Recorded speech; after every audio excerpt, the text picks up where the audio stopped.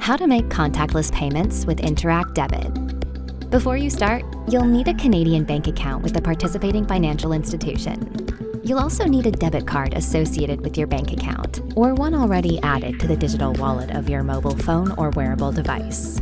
Once you're ready to make a purchase, let the merchant know you want to pay using contactless payment with your Interac Debit card. Note, some merchants may not accept contactless payments. The merchant will enter your purchase amount into their point-of-sale terminal. You may be asked to confirm the transaction amount before proceeding. Once prompted, hold your debit card, mobile phone, or wearable device over the terminal. If you're using a mobile phone or wearable device, you will need to authenticate your identity with a password, pattern, or biometric scan, depending on your device. There is a cumulative spend limit on contactless payments, set by your financial institution.